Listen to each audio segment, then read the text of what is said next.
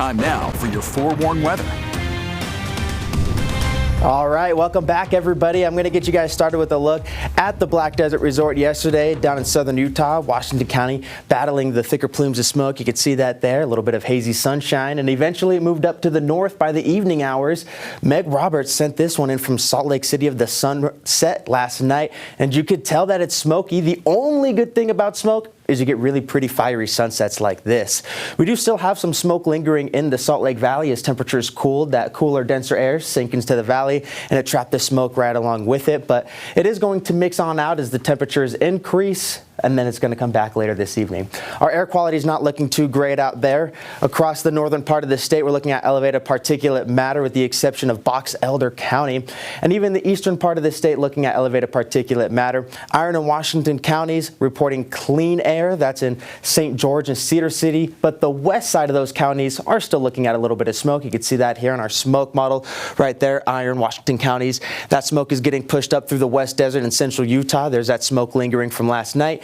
And then it clears on out up here in the north over the next couple of hours. But this plume of smoke is going to continue pushing north, eventually reaching us by the afternoon hours. 3 o'clock is where we're stopping this. Wasatch Front, Wasatch back in the northwest desert, looking at a little bit of thicker haze.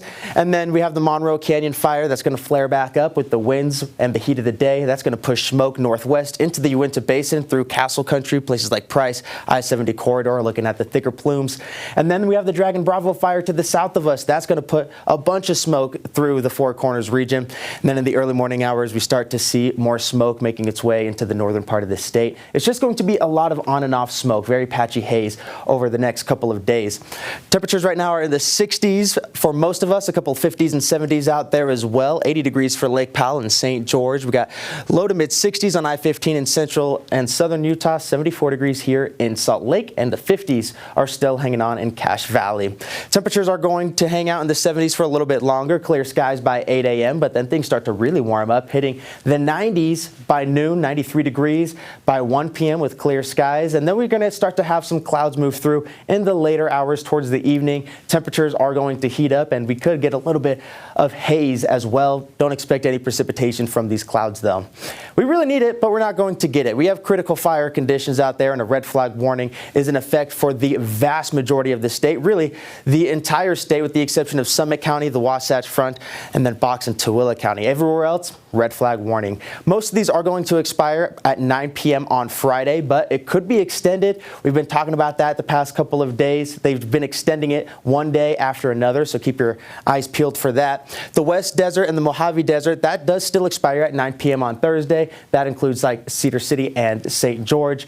And then up in the Wasatch Range and into Cache Valley, that goes into effect on noon on Thursday and expires 9 p.m. the same day. Our upper level Futurecast walks us through the next few days here. It's going to be windy today as these two pressure systems get a little bit closer. And as they get even closer Thursday and Friday, it's going to squeeze that air and it's going to become even windier for southern Utah. It will bring a little bit of cooler air down our way into the northern part of the state, but it's not going to be cool per se. It'll just be cooler. That'll hold on into Sunday, and eventually that high pressure builds again and the temperatures will build right along with it.